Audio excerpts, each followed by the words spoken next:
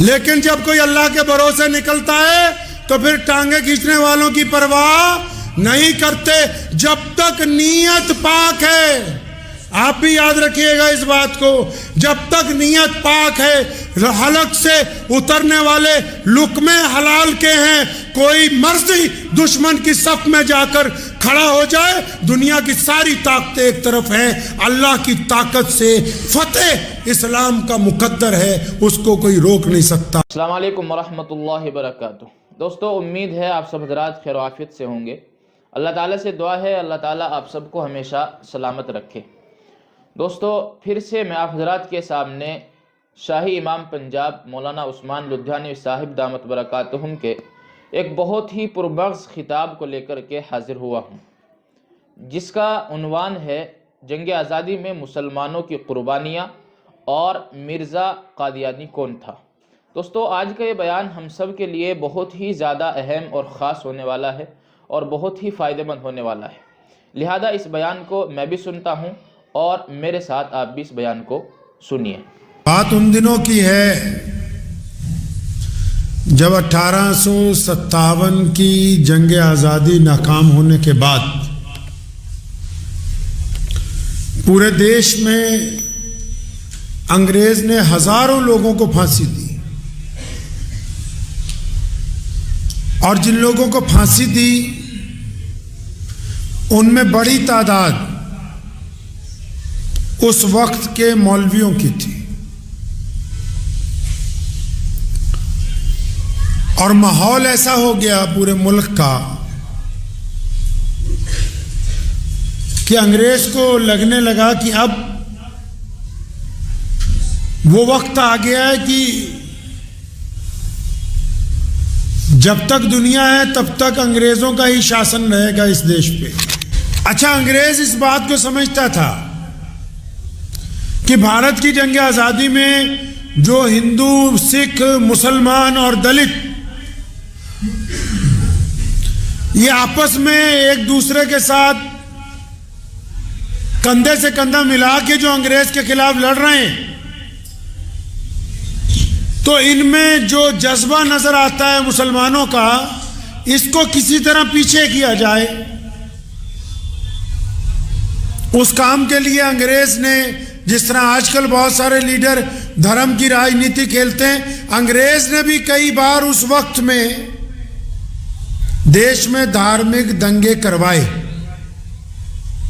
लेकिन उस दौर में लोग समझदार थे, गुर्बत जरूर थी, प्यार ज्यादा था। बड़ी बड़ी इमारतें तो नहीं थी, लेकिन आपस में एक दूसरे को लोग समझते थे। व्हाट्सएप और फेसबुक तो नहीं था, लेकिन गलत बात करने वाले को लोग टोकते जरूर थे। तो अंग्रेज ने जब मुसलमानों की तारीख पढ़ी, ताकि जब भी कोई हुकूमत काम करती है तो पहले तारीख का मुताला करती, जब तारीख पढ़ी तो उन्होंने ये पढ़ा कि बदर से लेके खैबर तक, और फिर खैबर से लेके कैसरो किसरा तक, फिर कैसरो किसरा से लेके उंदुलुस तक, फिर उंदुलुस से लेके फ्रांस की सरहदों तक, फिर बैतुल मुकद्दस फलस्तीन को जहां समुंदर जाकर टकराता है उसकी सरहदों तक उन्होंने तारीख पढ़ी।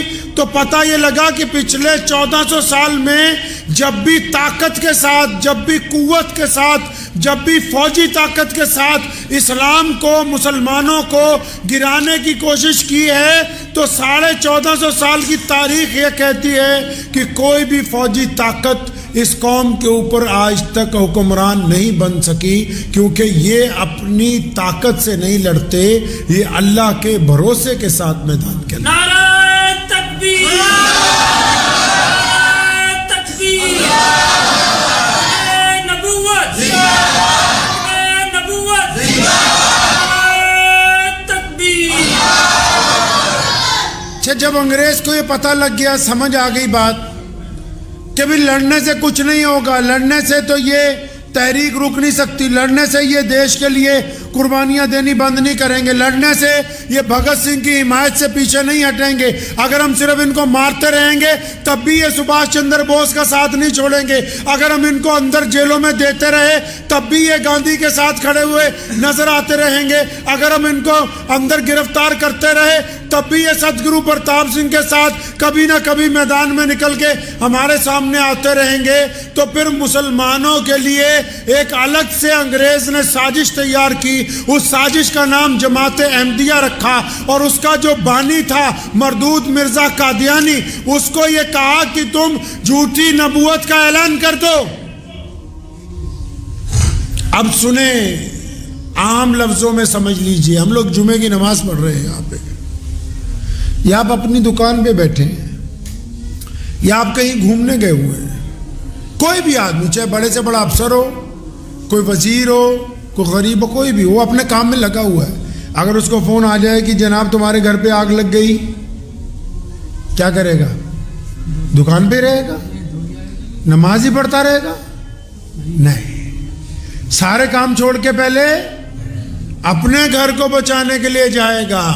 तो अंग्रेजों ने ये साजिश तैयार की कि अगर नौज़ुबिल्लाह प्यारे नबी हज़रत मोहम्मद रसूलुल्लाह सल्लल्लाहु अलैहि वसल्लम की जगह जबकि कोई आ तो नहीं सकता, लेकिन अगर झूठा ऐलान भी करवा दें तो मुसलमान भारत की जंग आज़ादी को छोड़ के उस बंदे को पीछे लग जाएंगे कि ये तू क्या बदमाशी कर रहा है। पहले अपना घर बचाएंगे और हमें इस देश में ज्यादा राज करने का मौका मिलेगा।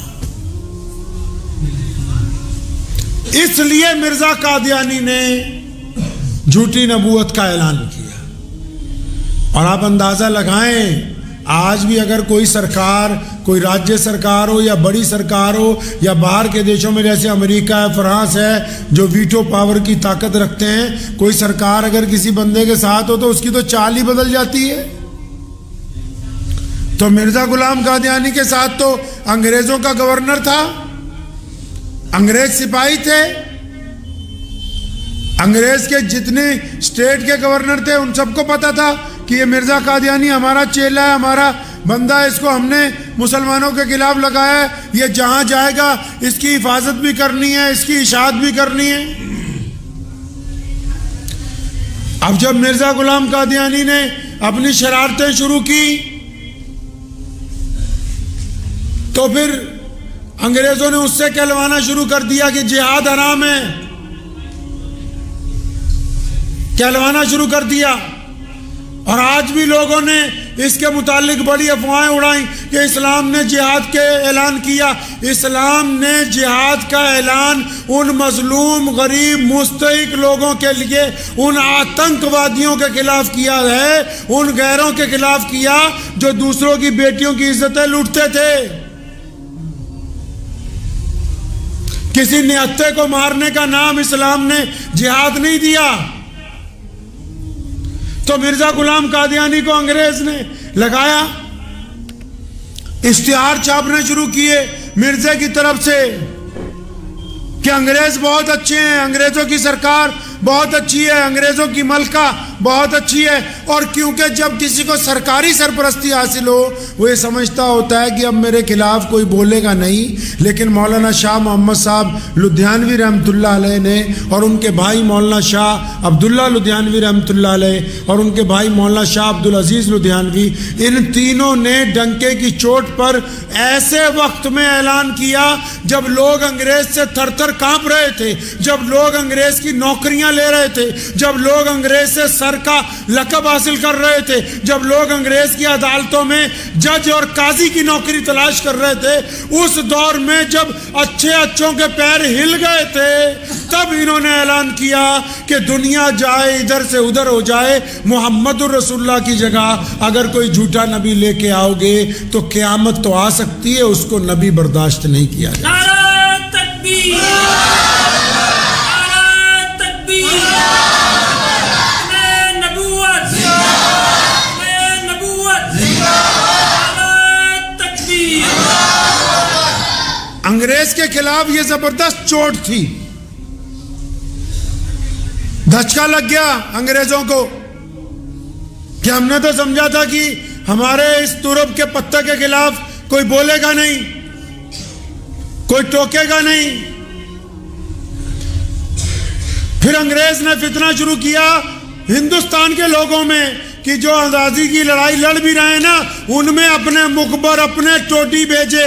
ये मिर्जा गुलाम कादियानी भी अंग्रेज का टोटी था, अपने टोटी भेजे। हिंदू भाइयों को यह कहा कि मुसलमानों के साथ मिलकर आज़ादी में न लड़ना, मुसलमानों को यह कहा हिंदुओं के साथ मिलकर न लड़ना, सिखों को समझाया कि इनके खिलाफ आपस के अंदर ना लड़ना।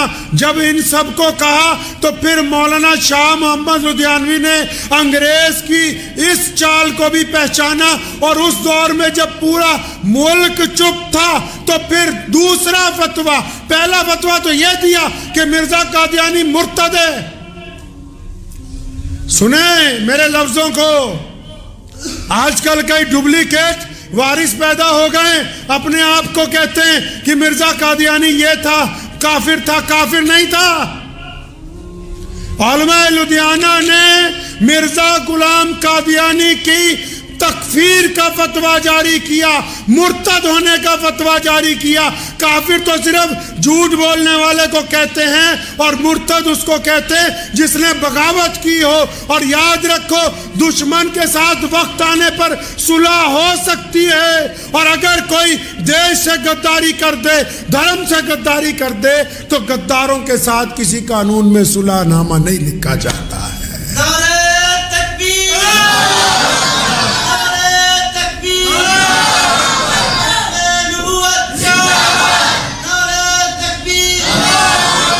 हमारे देश का भी यही कानून है जहां हम पैदा हुए।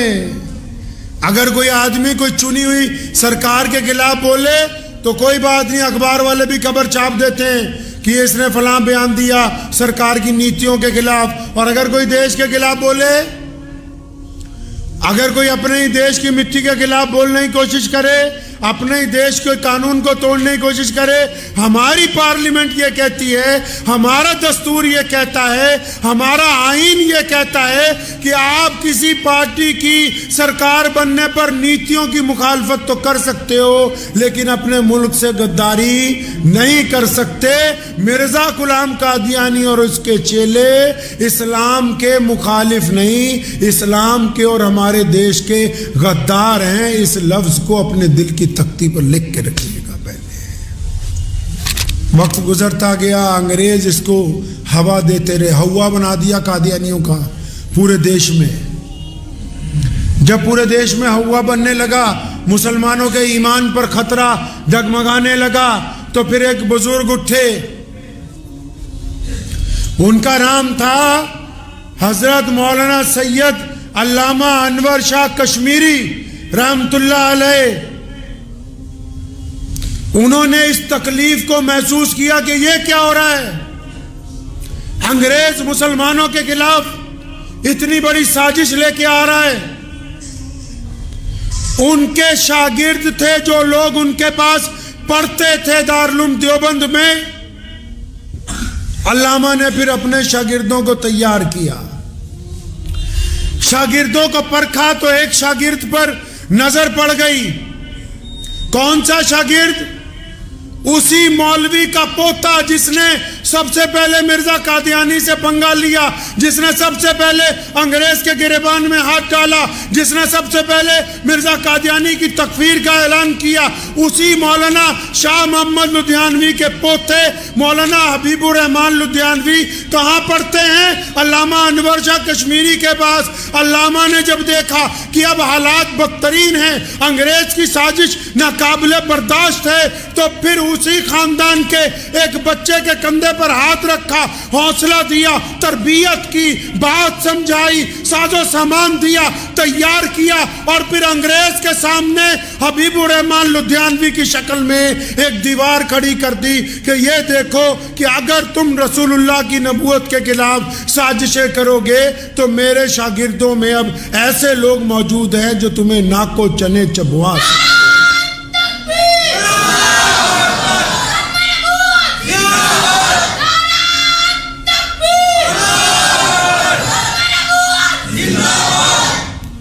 अल्लामा अनवर शाह कश्मीरी रहमतुल्लाह अलैह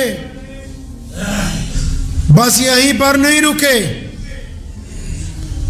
अल्लामा ने उस वक्त के तमाम अकाबिर उलमा को चिट्ठी लिखी और यहां तक फरमाया कि अगर हम खत्मे नबूवत सल्लल्लाहु अलैहि वसल्लम की हिफाजत नहीं कर सके, अगर हम ताजे नबूवत की हिफाजत नहीं कर सके, तो खुदा की कसम गली का कुत्ता हमसे बेहतर है। फरमाया जब ये बात हुई, पूरे मुल्क में जब चर्चा हुआ, फिर जब अल्लाह मदद पे आते हैं, अल्लामा अनवर शाह कश्मीरी के हम पल्ला, उनके बराबर के एक और बुजुर्ग उठे उसी सरजमीन के साथ, उनका नाम है हजरत अक़दस मौलाना शाह अब्दुल कादिर रायपुरी रहमतुल्लाह अलैह। सहारनपुर में, रायपुर में वो खानका आज भी मौजूद है। अब देखो, पहले एक वली अल्लाह साथ था, अब दो हो गए। एक और एक दो नहीं होते, एक और एक 11 होते हैं। और फिर जब वो भी उठे तो फिर चुनना शुरू किया कि ऐसे लोगों को लाओ जो रसूलुल्लाह के लिए जुनून की हद तक प्यार करते हो। तो फिर अल्लामा की निगाह पड़ी सैयद अताउल्लाह शाह बुखारी पर, जो सैयद थे, मुल्तान में रहते थे। मुल्तान में हजरत का इंतकाल हुआ, पटना में पैदा हुए। फिर मौलाना अबुल कलाम आजाद आ गए, उन्होंने कहा एक जमात होनी चाहिए। उन्होंने कहा हाँ, बाकायदा एक ऐसी जमात तैयार करो जो मुसलमानों की तरफ से अंग्रेज के टोटियों को बेनकाब करेगी, जो आज़ादी के लिए लड़ने वालों के खिलाफ मुखबरियां करने वालों को बेनकाब करेगी। एक ऐसी जमात होनी चाहिए जो ये बता सके लोगों को कि तुम्हारा दोस्त कौन है, दुश्मन कौन है। एक ऐसी जमात हो जो इस बात के लिए लोगों में बेदारी ला सके कि कौन रसूलुल्लाह का आशिक है, कौन मुनाफिक है, जो गैर मुस्लिमों को भी ये बता सके कि देश का मतवाला कौन है और बेईमान कौन है। तो फिर 1929 दिसंबर लाहौर के हबीब हाल के अंदर मजलिस एहरार इस्लाम के नाम की एक जमात बनाई गई जो आज तक अल्हम्दुलिल्लाह मौजूद है। और ये वो जमात बनाई जिसमें शिया, सुन्नी, बरेलवी, देवबंदी, अंसारी, पठान सारे ही एक जगह आ गए। मकसद क्या था कि अंग्रेज ने जो साजिश रची है भारत के खिलाफ, लेकिन उसको लिबास पहनाया इस्लाम का, उस साजिश को बेनकाब किया जाना चाहिए। और फिर ये जो मजलिस एहरार वाले हैं ना, यहीं पर नहीं रुके। अंग्रेज वायसराय ने एक कमेटी बना दी, उसका नाम रखा कश्मीर कमेटी। अल्लामा इकबाल को उसका मेंबर बना दिया। इकबाल मुसलमानों की रूह था, इकबाल मुसलमानों की आवाज़ था, इस इकबाल मुसलमानों का दिल था, इकबाल मुसलमानों की आंखें थी। और जब मिर्ज़ा मसरूर को, मिर्ज़ा कादियानी के जो पोता था, उस मरदूद को इस कमेटी के अंदर रखा, अल्लामा इकबाल को भी रखा। मतलब यह था कि जो कश्मीर के मुसलमान हैं, पहले इनको कादियानी बनाओ ताकि इनका मजहब तब्दील कर दिया जाए। जब उस कश्मीर कमेटी का पहला इजलास होना था अभी श्रीनगर में, अल्लामा इकबाल लाहौर में मौजूद थे। हजरत मौलाना शाह अब्दुल कादिर रायपुरी, जो लोग नहीं जानते उनको बता दूं, अब्दुल कादिर रायपुरी उस जात का नाम है जो पीर हैं बहुत बड़े, और फिर मुसलमानों के आम पीर नहीं, वो पीर हैं कारी तैयब साहब रहमतुल्लाह अलैह के, वो पीर हैं अताउल्लाह शाह बुखारी के, वो पीर हैं हबीबुर रहमान लुधियानवी के, वो पीर हैं शेख जकरिया के, वो पीर हैं उलमा देवबंद के, वो पीर हैं मौलाना अली मियां नदवी के, वो पीर हैं बड़े बड़े मौलवियों के, कोई आम बुजुर्ग नहीं है। हजरत वहां तशरीफ रखते थे लाहौर में। अल्लामा इकबाल मिलने के लिए जा रहे थे उनको, उनके कमरे में से मौलाना हबीबुर रहमान लुधियानवी रईसुल अहरार निकल रहे थे। इकबाल को देखा, इकबाल भी रईसुल अहरार को जानता था, मोहब्बत करता था। मौलाना सलाम, वालेकुम सलाम। इकबाल का जी मौलाना। वो फरमाया पीर अब्दुल कादिर रायपुरी तो तुझसे नाराज है। फरमाया हजरत क्या बात है? हाँ, तूने कादियानियों की कमेटी की मेंबरशिप नहीं ले ली? उसी वक्त अल्लामा इकबाल वापस चले गए। अंदर जाके बाकी मौलवियों ने शोर मचा दिया। हजरत रायपुरी रहमतुल्लाह अलैह को कहा कि वो जो आपका चहेता है ना, जो आपका सबसे करीबी चहेता है, जिसको आप हमेशा सर पर रखते हो, जिसकी जमात का डंका बजाते हो 24 घंटे, उसने अल्लामा इकबाल को नाराज कर दिया। फिर क्या हुआ? फरमाया हजरत हो तो अल्लामा आपसे मिलने आ रहे थे, मौलाना हबीबुर रहमान लुधियानवी ने रास्ते में कह दिया कि कश्मीर कमेटी के मेंबर बन गए, कादियानियों की कमेटी के, हजरत तुझसे नाराज हैं। हजरत ने फरमाया सही कहा है। और उधर क्या हुआ? अल्लामा इकबाल अपने घर पहुंचे, कश्मीर कमेटी से इस्तीफा लिखा, अखबारों को जारी किया प्रेस नोट, और वो छप गया और इस्तीफा लेके हजरत रायपुरी की खिदमत में हाजिर हुए। फरमाया मैं तो उस तरफ हूं जिस तरफ रसूलुल्लाह सल्लल्लाहु अलैहि वसल्लम के गुलाम हैं। ये किस तरह हो सकता है कि मिर्जा गुलाम कादियानी की औलाद भी उसी कमेटी में रहे और अल्लामा इकबाल भी उसी कमेटी में रहे। नारे तकबीर, नारे तकबीर, नारे नबुव्वत, नारे तकबीर। फिर मिर्जा गुलाम कादियानी के चेलों ने श्रीनगर में ये नौजुबिल्ला शोर मचाया कि यहां ईसा अलैहिस्सलाम का मज़ार है, पढ़िए। और फिर वहां जब इजलास बुलाया तो ये मजलिस अहरार मौलाना हबीबुर रहमान लुधियानवी ने, अमीर शरीयत सैयद अताउल्लाह शाह बुखारी ने और मास्टर ताजुद्दीन अंसारी रहमतुल्लाह अलैह ने 1.5 लाख मजलिस अहरार के कारकुन पैदा किए जो लाल रंग के कपड़े पहनते थे। 1.5 लाख पंजाब के मुसलमान श्रीनगर पहुंचे, गिरफ्तारियां दी, जेलें भर गई। महाराजा हरी सिंह नाराज हो गया, मुल्क की रियासतें नाराज हो गई। हैदराबाद के नवाब ने हमारे साथ नाराजगी का इजहार किया कि तुम एक रियासत के अंदर उनके अंदरूनी कानून के अंदर दखल अंदाजी कर रहे हो। अंग्रेज ने तशद्दुद किया, रज़ाकारों को शहीद किया गया, जेलें भर दी गई, लाठियां बरसाई गई। लेकिन जब तक कादियानियों को श्रीनगर से वापस कादियान नहीं पहुंचा दिया, तब तक मजलिस अहरार के रज़ाकार कश्मीर के अंदर लड़ते रहे। नारे तकबीर, नारे तकबीर, नबुव्वत। ये किस्सा है जाना बीच में इसलिए सुना दिया कि कश्मीर के मुसलमानों को भी याद रहे। वहां भी अभी भी कादियानी है कहीं कहीं, कि एक वक्त था कि अंग्रेज ने पूरी साजिश तैयार की थी कि पूरी की पूरी आबादी को कादियानी बनाया जाएगा।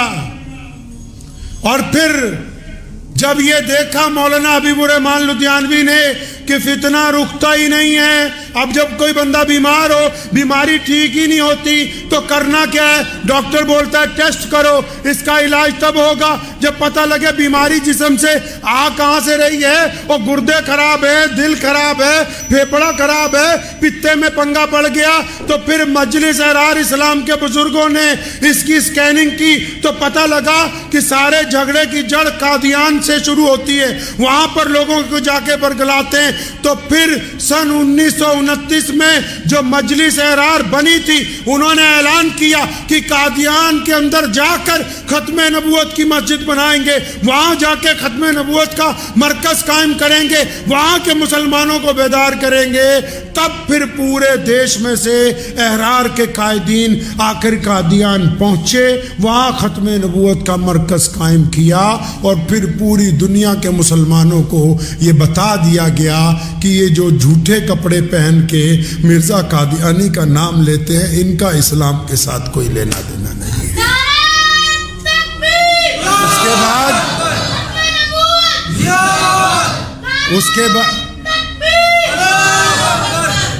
उसके बाद कादियानियत बेनकाब हो गई। अब तो बहुत बड़ा खतरा टल चुका है, वो दौर निकल गया।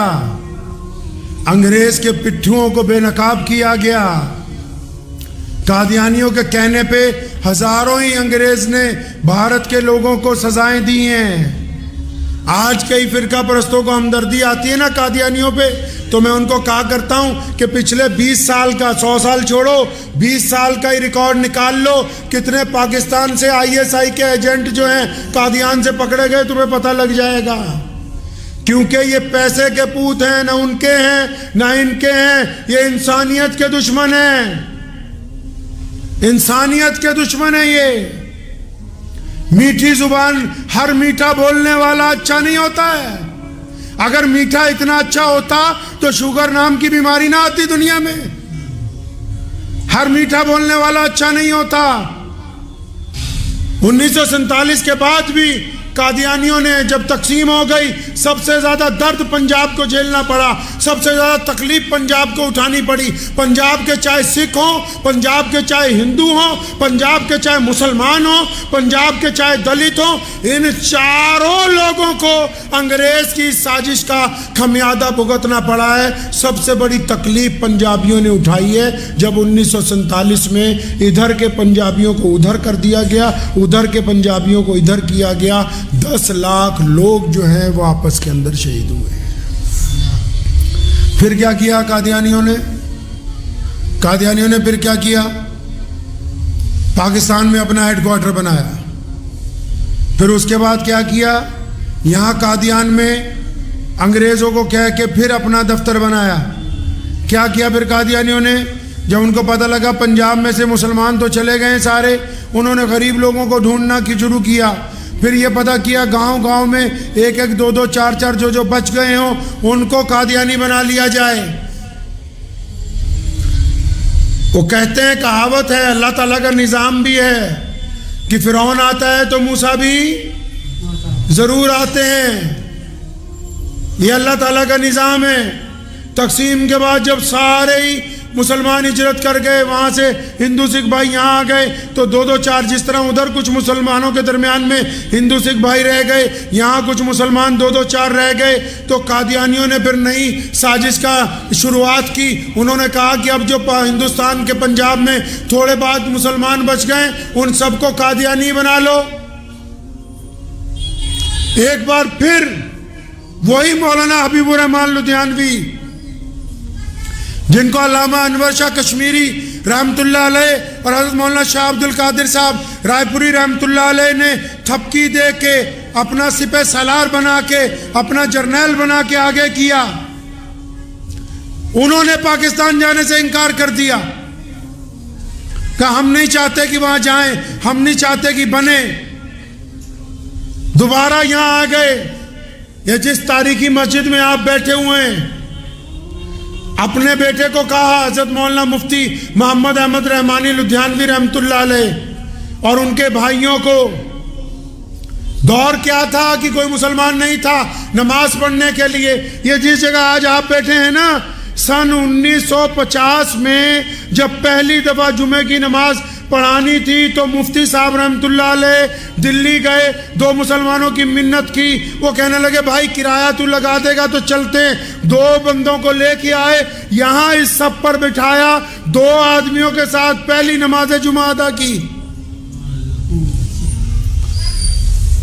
पंजाब की मस्जिदों में दोबारा अजान होने वाली पहली मस्जिद।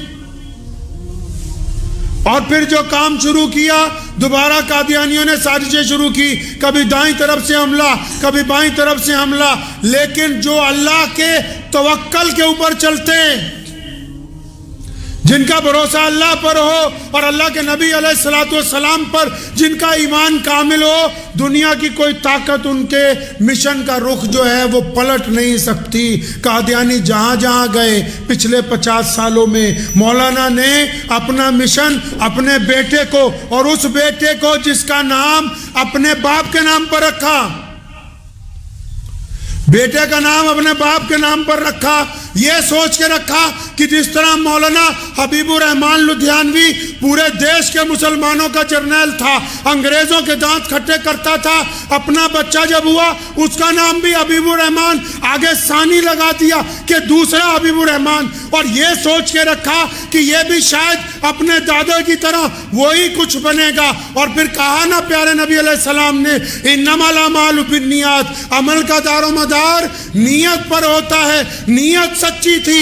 हबीब सानी भी वैसा ही निकला जैसा हबीबुर रहमान अव्वल था। उसी तरह कादियानियों के दांत खट्टे किए, उसी तरह मस्जिदें आबाद की, उसी तरह अंग्रेज से टक्कर ली, उसी तरह फिरका परस्त सरकारों से टक्कर ली, उसी तरह मुसलमानों को आबाद किया। और इस हालत में जनाजा उठा कि बाप ने तो 2 लोगों को लेके जुमा पढ़ाया था, बेटे के जनाजे में 10 लाख लुधियाना के अंदर मुसलमान मौजूद थे। नारे तकबीर, नारे तकबीर। दोस्तों, उम्मीद है ये बयान आप हजरात को बखूबी समझ में आया होगा।